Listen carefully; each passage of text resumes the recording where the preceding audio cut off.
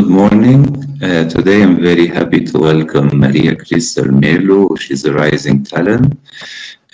She acted in several web series and short films and feature films and was awarded several prizes at a young age.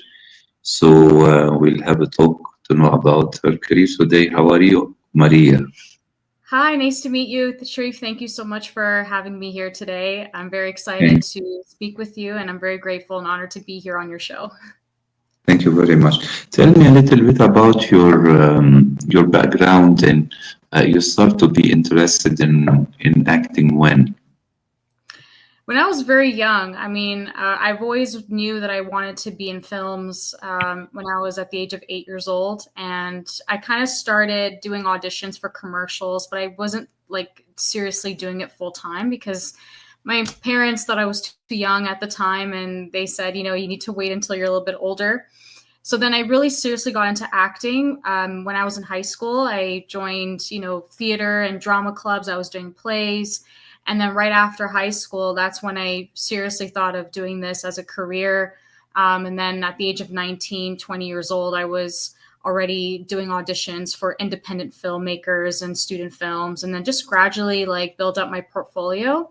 And now, I am not just doing acting, but now I got into acting, screenwriting, producing, and now I've just directed 2 films already. So I'm very glad of the progression and very proud of how far I've come. And there's more that I have to learn, and there's more that I really want to create. Wonderful. I've seen that at the beginning you had a lot of training with many coaches like Jesse Griffiths and Marvin Kieran, Conrad Coase. So tell me basically, what did you learn, and use right now in your career based on their coaching? Yeah, what really helped me was, I think in the start was right after just during the pandemic and the lockdowns, because auditions were now virtual, and doing self-tapes in itself is a technique, and it's definitely a skill on how to do a proper audition tape, and not just lighting and setting up your camera and even editing your video, but even just the blocking and the action and the movements of setting up a scene when you're doing your audition tapes. So I took a lot of acting classes with Marvin Kieran, Brad Milne, and Jesse Griffiths, Jesse Griffiths is a well-renowned casting director here in Toronto and Canada, but he also does workshops. And I just wanted to learn how to properly send audition tapes to casting directors, because the industry shifted from in-person to even now virtual. And they're still starting to do in person if you get a second callback, but everything now is pretty much self-tapes. And I was reaching at a point in my career where I wanted to obviously elevate my acting skills. And I think it's always good that you should always take workshops and classes. And, starting in the new year, I do want to take more classes and learn how to still, do a proper audition tape and how to put your scene together, learning lines and just understanding the breakdown of a script. So all of those really helped me a lot in terms of building the character, and also the technical sides of putting a scene together when you're sending your audition tape to casting directors. Because if it's not set or done in a way, then, and I have had an agent before where they said you have to redo it because, the timing is off. So yeah, it was more so just learning how to adapt to the industry when it came to sending audition tapes virtually.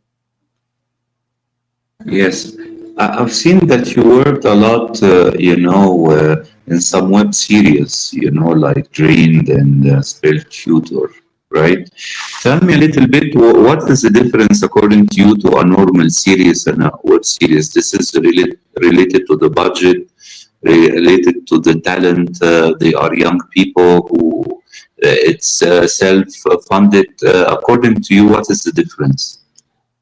Well, yeah, I think, for the Spell Tutor was a Harry Potter spin-off web series. So I was just the actor at the time, and this was a long time ago. We're going back to 2015 when I did the series. It was a web series.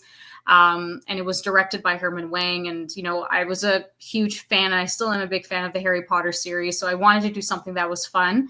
But all the other productions, I don't know if you check my IMDb as of late, but I've always been drawn to dramatic roles, and I've always loved doing, thriller dramas and characters that are very complex, and they get themselves into very difficult situations.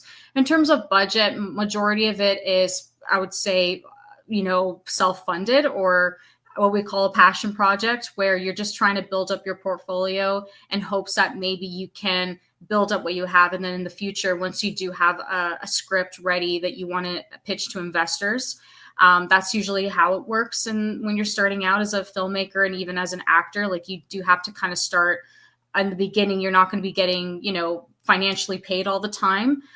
You start off doing student films. You start working with directors that just came out of film school.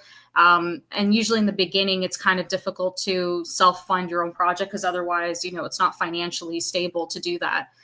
So one of the only ways that, if you do want to get your project funded, is pitch it to distributors, production companies, or maybe if you do have investors that do believe in your project, or maybe potentially studios, which can take a long time. I mean, to get a full film funded can take up to 5 to 10 years for that one project to really get financial support in terms of, depending how big your film is. Most big budget films take a very long time to get funded. And if you do ever want to self-fund your film, I mean, you just have to hope that you save up for a long time until you can afford to compensate people. But usually, when I first started, and even with a lot of first coming filmmakers that just came out of school, they're just trying to gain experience. And, the industry is very competitive, as we know, especially here in Toronto. There's a lot of talented people, but definitely the industry is not what it used to be. I mean, it's definitely a challenge, and people are just trying to get as much experience as they can in order to get into the next step of potentially getting paid work. This is what I wanted to ask you, because I have many friends, from Canada. They are actors, actresses, and also, they work also behind the camera in writing and production. And I wanted to ask you, according to you, what is the difference between nowadays, the industry in Canada and in the United States? Because I know a lot of American films and television series sometimes shoot in Canada, for the environment, for a lower cost, for the locations as well, if they need, very cold locations sometimes, during the winter. So tell me about the difference according to you. And did you ever consider to go to the United States to try to present yourself as well, since you have already a nice resume right now? Oh, thank you. Yeah, so I guess I'll try to answer as best as I can, but I don't work in the crew department, so I can only answer as best as I can from my understanding. So forgive me if if I'm missing some information to whoever's watching out there. But from a general perspective, we do understand and know that American productions have come to Canada for many years to make films for a lower cost because it's cheaper in terms of locations. There's also that tax credit that, from my understanding, that's sort of the incentive that they get. There's always definitely been a cultural challenge because as Canadians, whenever we're being asked to audition for American projects, and I have experiences myself as an actor when I was represented, they specifically ask us to not have Canadian accents, that we have to speak a general American accent, right? Another thing is also, too, there's just not enough funding in Canada. Like, we don't have a big population. United States has a higher population, so there's more money and more funding that they can come and bring to Canada to shoot. Another issue as well sometimes is they're asked to hire 30% of Canadian talent, and most of the time it's usually crew and background. not so much principal leading roles for Canadian actors to excel. As an actor, you don't just want to do background, you want to be a supporting or a leading role in a series or a film. So that doesn't really benefit the Canadian industry in terms of the actors to really excel. It does help for the crew, which I know a lot of actors have done so many like crew work for American productions. And then you're like, okay, what else do you do? Oh, well, I'm an actor. And then you search them up and you're like, okay, well, why are you not auditioning for American productions? Or why were you not, like looking into doing this production as an actor? And then they would say, oh, well, because they've already casted majority of the cast and they've already been pre-cast and a majority of them are American. And then they come to Canada to shoot the film and then they just cast the 30% remaining of the Canadian talent. So that's kind of like the issue that that's been going on for so many years. Obviously, who knows if that might change. I know that there's a lot of emerging Canadian filmmakers that are trying to change that. And the goal here is to promote what they call Canadian content. So specifically Canadian talent, stories being told by Canadian filmmakers themselves. So that way we can actually give opportunities to Canadian actors and Canadian talent only, rather than having to just rely on just the American market, which is very hard to break into, due to other political issues, which I won't get into. So that's just been kind of like the friction that's been going on for a while, and even more so now because of politics and things like that. Have I ever thought of going to the United States? I have for many years. However, 30% of productions have dropped down in Los Angeles. So the industry has changed a lot. It's not like back in the day where you'd go to LA and then you just hope that you would get discovered. It doesn't work like that anymore. Now everything's being discovered on social media, also streaming. Right now I'm looking at the world internationally. So my goal is to, at some point, if I do get connections in North America, that'd be fantastic, but that's not my only goal. I know that South America has a lot of great productions coming out. I know that the UK, there's a lot of films coming out there. Just internationally, wherever there is, potentials to make connections, that's my goal. But the industry has changed a lot because of streaming and it's, the Hollywood sort of mentality. It will be there, but it's not like how it used to be, 10, 15 years ago. It's definitely changed. Yes. I want to ask you about your experience in film festivals, going with films and winning awards like Bloody Mess, your film.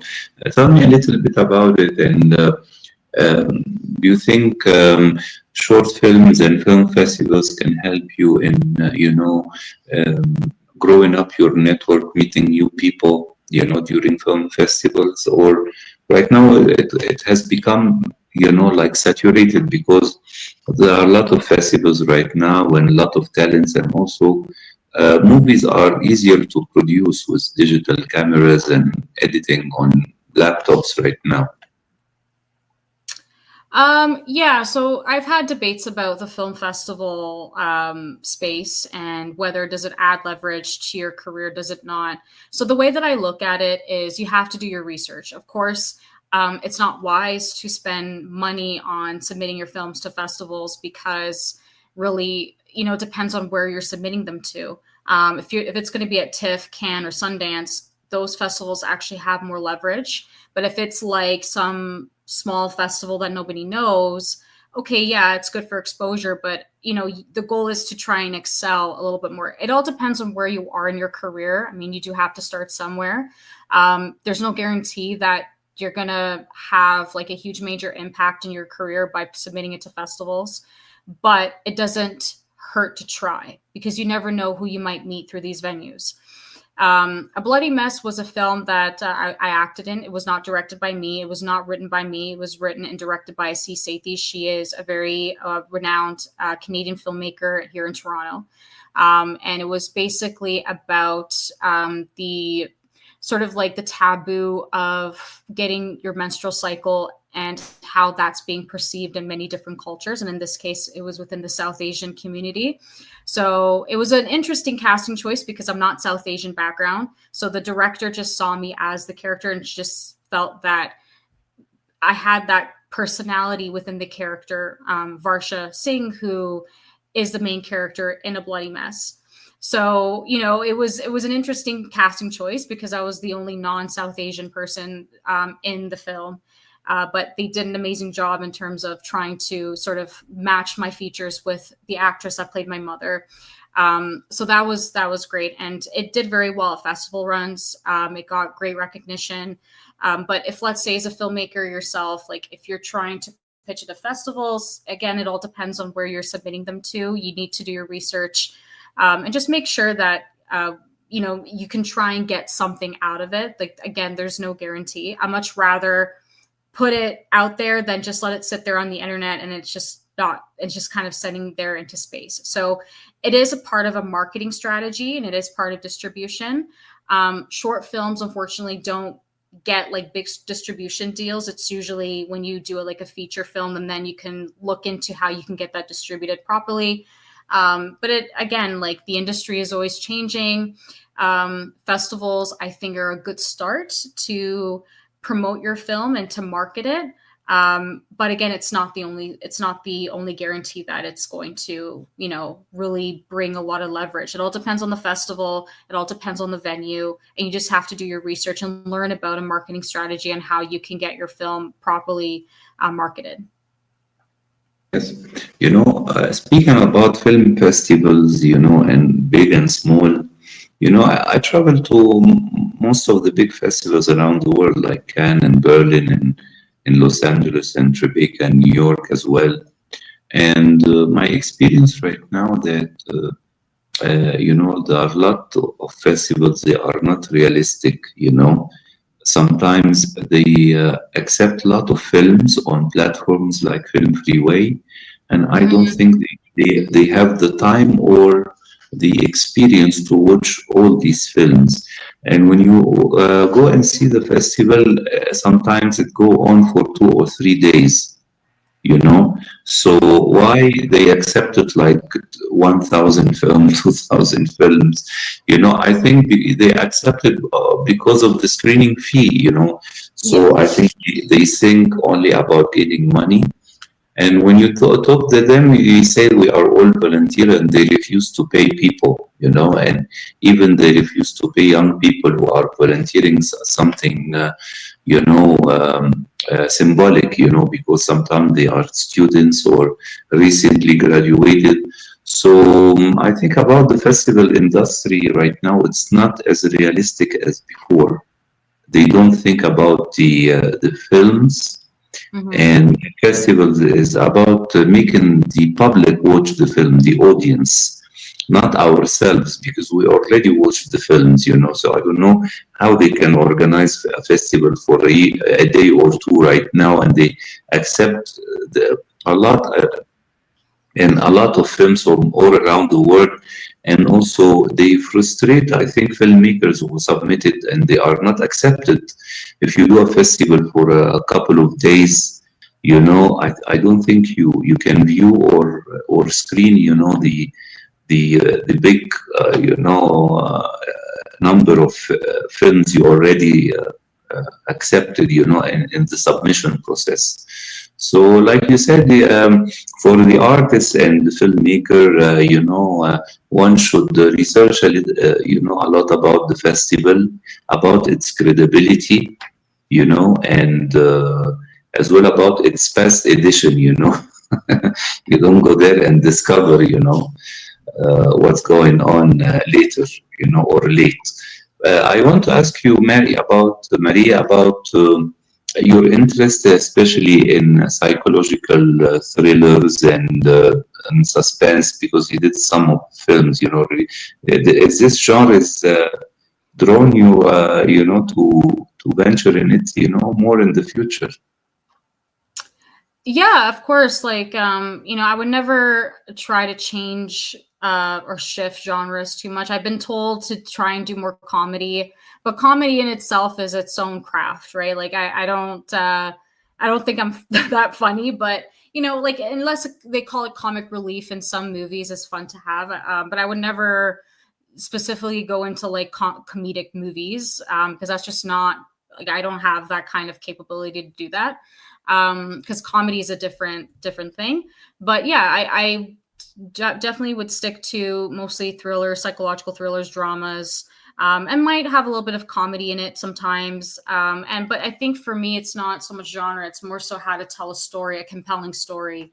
That's what matters to me the most, and how the story would make sense, and what will capture the viewers, right? Well, what's going to be something that will be captivating for them to not want to like pause the movie. You know, I want to keep them interested. So I'm still learning that, and you know, it's definitely a skill in itself, and that comes from taking more workshops and doing proper screenwriting. And then even when you do write a screenplay, like to have it reviewed by someone like an editor, and they can kind of tell you like, okay, this what could be compelling, this is, you know, this might drag on, or this might seem choppy. So for me, it's more about the story more so than just the genre itself, because I'm more connected to just talking about the person's experience, whether that's fictional or whether it's based on a true story.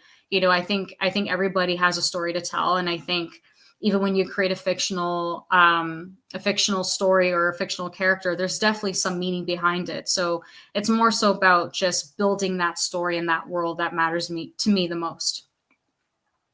Yes. So tell me right now about your recent projects that you realized, and also what are your plans for the new year?